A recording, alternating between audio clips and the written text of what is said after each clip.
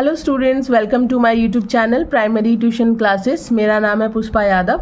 आज मैं आप लोगों को class 6 blossom English the shop that never was chapter 4 इसका पार्ट 3 पढ़ाने वाली हूँ और हिंदी में समझाने वाली हूँ।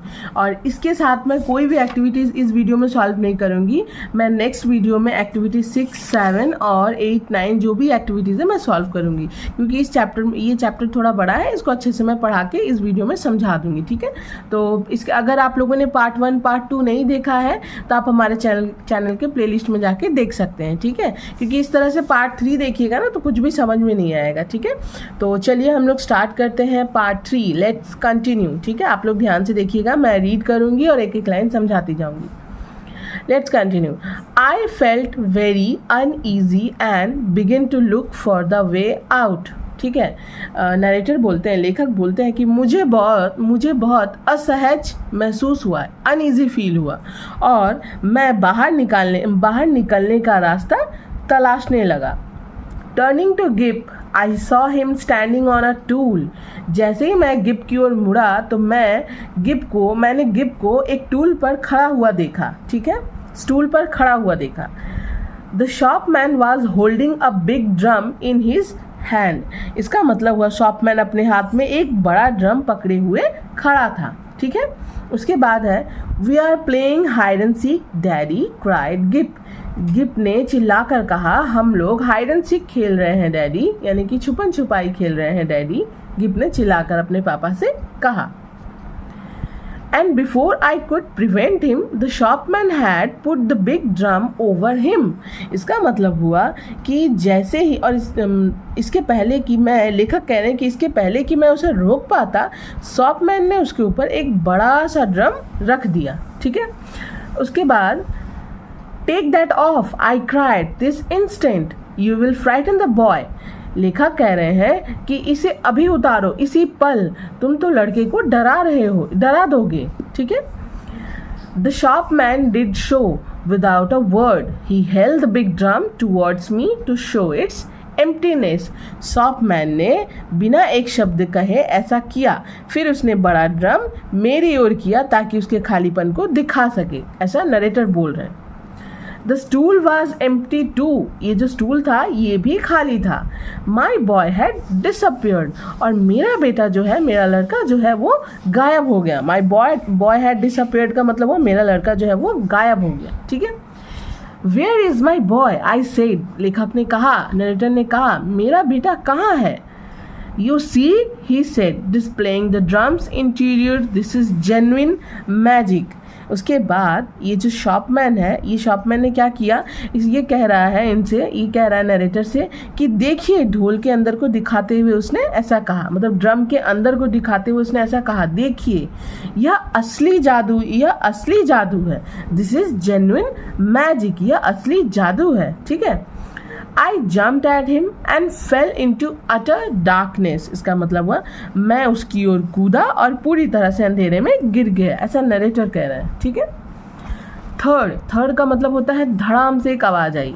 Sorry sir I didn't see you coming someone said. यहाँ पे देखिए सॉरी सर, ये जो स्टेटमेंट था यहाँ पे, sorry sir I didn't see you coming someone said, यानी कि जैसे ही लेखक अंधेरे में कूदे, जैसे कि यहाँ पे है स्टोरी के अकॉर्डिंग कि आई jumped at him and fail into utter darkness, मैं उसकी ओर कूदा और मैं एक अंधेरे में जा गिरा, ठीक है। तो उसके बाद यहाँ पे बोला गया कि sorry sir I didn't see you coming someone said. किसी ने उनसे कहा कि माफ़ कीजिए सर, मैंने आपको आते हुए नहीं देखा, ठीक है। उसके बाद यहाँ पे बोला गया है कि I saw someone said, I was in Regent Street and I had collided with a man and a yard away was Gip. उसके बाद नरेटर कहते हैं कि मैंने देखा कि मैं एक रीजेंट स्ट्रीट में था। रीजेंट स्ट्रीट का मतलब क्या होता है, एक प्रमुख सड़क जो लंदन इंग्लैंड में स्थित है, ठीक है। उसके बाद यहाँ पे देखिए, और नरेटर कह रहे हैं कि मैं एक आदमी से टकरा गया था और 1 गज दूर, मुझसे 1 गज दूर जीप खड़ा था। जीप वहाँ पर था, ठीक है। ऐसा नरेटर कहते हैं कि मैंने देखा कि मैं एक रीजेंट स्ट्रीट में था और मैं एक आदमी से टकरा गया था और ठीक मुझसे 1 गज दूर जीप खड़ा था, ठीक है। He was carrying 4 parcels in his arm. वह अपनी बाहों में 4 पार्सल्स उठाए रखा था, कैरी किए हुआ था। He smiled at me. He did not look scared. वो बोल रहे हैं, लेखक बोल रहे हैं गिब के बारे में कि उसने मेरी तरफ देखा, उसने मेरी तरफ मुस्कुराते हुए देखा और he did not look scared. वो दिखने में बिल्कुल भयभीत नहीं लग रहा था, ठीक है। वो डरा हुआ नहीं लग रहा था। ऐसा नरेटर कहते हैं अपने बेटे गिब के बारे में। For a second I was at a loss. 1 second के लिए तो मैं हक्का बक्का रह गया, मैं खो गया, ऐसा नरेटर कह रहे हैं। I stared round to see the door of the magic shop. I stared round to see the door of the magic shop. इसका मतलब हुआ मैं जादू की दुकान को स्टेयर्ड यानी कि घूरने लगा, देखने लगा। मैं जादू की दुकान वो जो मैजिक शॉप थी उसको वो ढूंढने लगे, स्टेयर करने लगे, यानी कि घूर घूर कर देखने लगे जब वो कहाँ है। See the door of the magic, यानी कि मैंने, नरेटर कह रहे हैं कि मैं जादू की दुकान के दरवाजे को देखने के लिए मुड़ा, ठीक है। आई स्टेयर राउंड, ठीक है। It was not there. वो वहाँ पर नहीं था। There was no door, no shop, nothing. ना ही वहाँ पर कोई दरवाज़ा था, ना ही कोई दुकान थी, कुछ नहीं था। I did the only thing possible in that mental state. I called for a cab. मैंने, ऐसा नरेटर कह रहा है कि मैं उस मानसिक स्थिति में, उस मेंटल स्टेट में मैंने एक टैक्सी बुला ली। केवल एक ही काम किया कि मैंने एक टैक्सी बुला ली, ठीक है। ऐसा नरेटर कह रहे हैं। I got in with Gip. Dad said Gip at last. That was a proper magic shop. I got in with Gip का मतलब होता है मैं टैक्सी में गिप के साथ टैक्सी में बैठा, ठीक है। I got in with Gip, मैं गिप के साथ टैक्सी में बैठा। Dad said Gip at last there was a proper magic shop. तो गिप अपने डैड से क्या बोल रहे हैं? गिप at last, आखिरकार गिप ने कहा कि पापा यह एक असली जादू की दुकान थी। That was a proper magic shop. यह एक असली जादू की दुकान थी। गिप looked completely undamaged. गिप बहुत ही उसको कुछ भी नुकसान नहीं हुआ था, वह पूरी तरह से सुरक्षित दिख रहा था, ठीक है। उसको किसी तरह का नुकसान नहीं हुआ था गिप को। He was neither scared nor disturbed.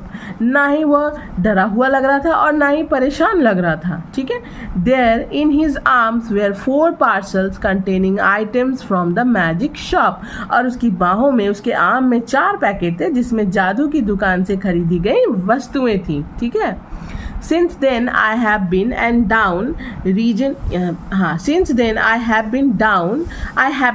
and down Regent Street several times looking for that shop. After all, I have not paid for the items. इसका मतलब हुआ बहुत बार से several times का मतलब होता है बहुत बार। तब से बहुत बार मैं रीजेंट स्ट्रीट गया और उस शॉप को मैंने ढूंढा भी, पर वह मुझे कहीं नहीं दिखा। ऊपर नीचे बहुत जगह बहुत बार ढूंढा, पर वह दुकान, वह शॉप मुझे नहीं दिखा। क्यों बोल रहे हैं ऐसा narrator? After all I had not paid for the items. वो जितनी भी वस्तुएं, वो जादुई वस्तुएं या जादुई खिलौने जो गिफ्ट के आर्म में थी, बाहों में थी, उन सब के लिए लेखक ने पेड नहीं किया था, कोई कीमत नहीं चुकाई थी, इसीलिए वह इस शॉप को ढूंढ रहे थे.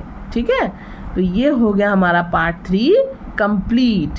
तो आई होप आप लोगों को अच्छे से समझ में आया होगा. मैं इसका वर्डनेस कंप्लीट कर देती हूँ. Interior, inside of a house और रूम, घर या कमरे के भीतर का हिस्सा. कॉलिडेड, हिट अगेंस्ट समथिंग, किसी चीज़ से टकरा जाना. Cab, vehicle, popularly known as taxi, वाहन जिसे टैक्सी के रूप में जाना जाता है. ठीक है, ये हो गया हमारा पार्ट 3 कंप्लीट. नेक्स्ट वीडियो में मैं एक्टिविटीज़ लेकर आऊँगी. वीडियो अगर आप लोगों को अच्छी लगी हो तो प्लीज़ वीडियो को लाइक, शेयर एंड सब्सक्राइब कीजिए. मैं मिलती हूँ नेक्स्ट वीडियो में. बाय.